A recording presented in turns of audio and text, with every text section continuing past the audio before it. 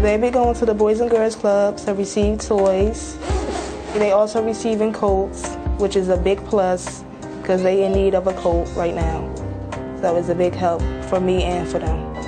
26-year-old Shakima Cummings is a single mother living in Newark, New Jersey. Her 3 daughters are eager to shed their thin winter coats for new, warmer ones at a holiday giveaway.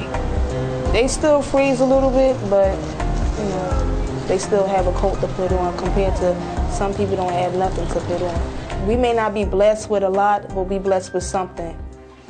Her family lives modestly in public housing, pooling resources with 2 other sisters and their 4 children, who all share a 3-bedroom apartment. Shakima says although they don't have a lot, they do have each other. Keziah, she's more laid back, calm, cool, quiet. Zanaya, her personality is she has to be the star. I know that something had changed. She loves to sing, she loves to dance, she has to be the center of attention. Quayana, she's more of a mommy's little girl. She's always under me. Thank you guys. God bless you. You guys are awesome. Newark Mayor Cory Booker started his foundation Newark Now 7 years ago, rounding up organizations to donate turkeys during Thanksgiving and to give out toys and warm clothes at Christmas to local families in need. It started many years ago when I visited a school with some other members of my team, and we saw the teachers there, and we asked them, what can we do to help? And we were sort of shocked by the response. They didn't say books or things that we expected. They said, can you help us get warm coats? Newark Now asked hip-hop mogul Russell Simmons to help, and he invited Burlington Coat Factory to be part of the action. They came through with 3,000 winter coats for children under 14, part of our Warm Coats, Warm Hearts drive. So really that was the focus, to get people the staples to help them when the weather's shifting to being very cold. Because here we are in the worst economy of my lifetime, and the reality is there's even greater need. Say thank you. We'll try it on. Families like Shakima's on a limited budget who are grateful for the generosity of Newark Now, which equips residents with skills to move towards self-sufficiency. The most challenging thing being a single mother is just to take on all the responsibilities. I got pregnant in my senior year. I dropped out of school, but now I'm currently back in school to finish up. Here you go, baby. After I get my GED, I want to go to a trade school to be an ultrasound technician. These are the families we're trying to serve, folks who are not looking for a handout, really looking for a step up. And I think this is a way to help us to endure the tough times, let them know that there's hope, that there are people out there that care, and that we are a country that's going to get through this together. They gave us 3 toys each, a coat, hat and glove set. And on this bitter cold day, hundreds of families bundle up, huddle together, and stand in a line snaking around the building to receive their seasonal gifts. It's always worth the wait to see the kids smile.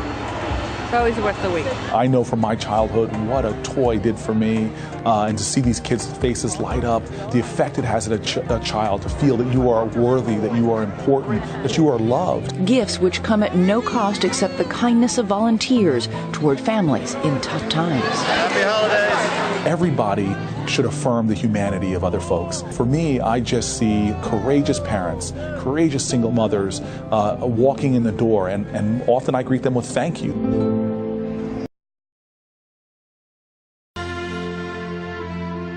Home again. For servicemen and women returning from war, that first embrace is the sweetest of moments, sometimes made sweeter by the element of surprise. Like Navy SEAL Senior Chief Terry Dawes suddenly appearing in daughter Tyrion's 3rd grade class in Jacksonville, Florida. Tyrion had waited nearly a year for her daddy's safe return. I'm really surprised. I'm so happy my dad is here. My class wants to thank you for protecting our country. I can't wait to see you and give you a big fat hug and kiss. And imagine the surprise of little Taylor Reyes from San Antonio. She simply couldn't believe her eyes. 8 months without him, an eternity for a 5-year-old. It's a real joy to see her run up to me like that. I feel like crying, but I'm not gonna cry. I think it was something different, but it was my daddy. And for Navy Seabee Jimmy Reyes, one more joyous moment. Another chance to hold his infant son, born just before he shipped off to Iraq. I didn't even know him, so I gotta get to know my son. I miss Taylor a lot. Jasmine too. It's just better when he's here. You know, I just wish that everybody could come home already. Come on in. Everyone can't come home, but Marine Staff Sergeant Mike Epperson was another of the lucky ones. His first stop, daughters Caitlin and Kaylee's school assembly in Chardon, Ohio. I'm home, okay? I'm home, man. And I'm probably going to cry, so I apologize. Because I haven't seen them in almost 8 months. And I'm glad to be home. All of your warm care packages and boxes and letters like that got out to all the Marines there. Every one of them said thank you. Every one of them, all those 3x5 cards that you made me, I read every one of those. Every single one. What better show and tell than a dad home for the holidays? Have y'all been good? Yeah. Yeah? And finally, a musical reminder of why he left home in the first place, that overcame both Caitlin and her dad.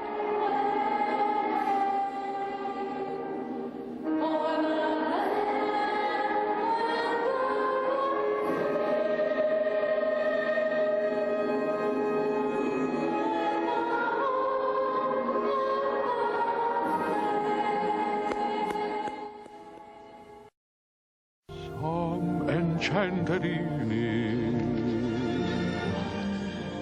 you may see a stranger, you may see a stranger across a crowded room. Love at first sight is as old as time, but for Patrick Moberg, it didn't happen across a crowded room. It happened across a crowded subway car. Moberg's weak-in-the-knees moment happened here on the number 5 subway train in New York City. He spotted a mysterious brunette but couldn't get up the courage to go talk to her. She got off the train, but her image stuck in his mind. When love strikes in Hollywood, leading men will do just about anything to get the girl. You've lost that loving feeling. But Moberg was at a disadvantage. He had no idea who his girl was. So the hopeless romantic turned to his 8 million fellow New Yorkers for help, posting this detailed drawing on the website NewYorkGirlOfMyDreams.com. He noted the time and date, her fancy braided hair, even that she was writing in her journal. The drawing was so detailed, a friend of the mystery woman who happened to be on the website recognized her. He sent Moberg an email saying, "I think I know who the girl is." A text with a photo confirmed his hunch and kismet. Take a listen to his new voicemail. Hi, this is Patrick, and I found the girl of my dreams. The website totally worked. Thanks for everyone who passed it on. His subway soulmate, an Australian, a magazine intern who says she loves romantic movies. Good thing Moberg is hoping their blooming romance will end something like this.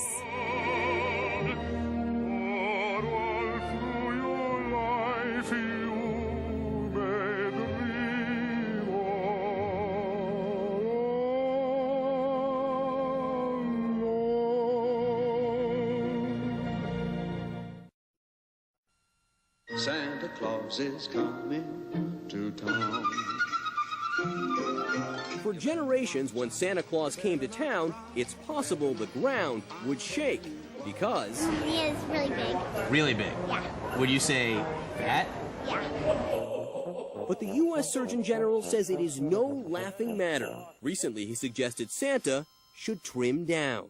Santa, does it hurt your feelings when people call you fat? I'm who I am. In an exclusive interview with ABC News, we asked Santa about the controversy. Mr. Claus, how much do you weigh? Right now, I weigh about 260 pounds. 260 pounds. Doctors say a man 260 pounds and by some accounts nearly 2,000 years old would face serious health risks: diabetes, high cholesterol, and high blood pressure.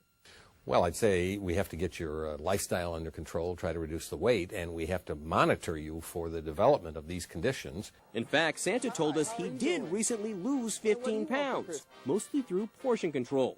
But when I asked if he should lose more, Santa got personal. Who would want to see a little string bean Santa looking trim like yourself? He's one of many who think some people are taking political correctness a little too far.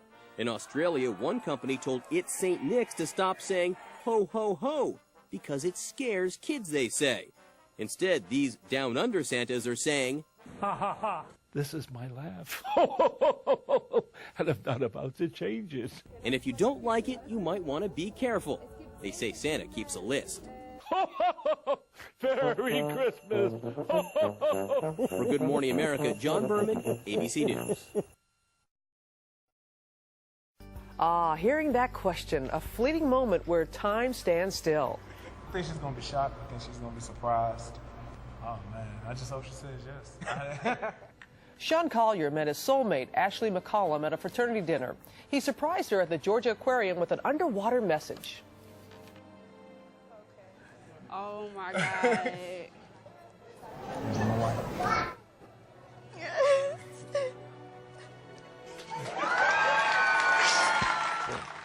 Ebikapo Jidabu met Dakisha George on a ski trip in Boston.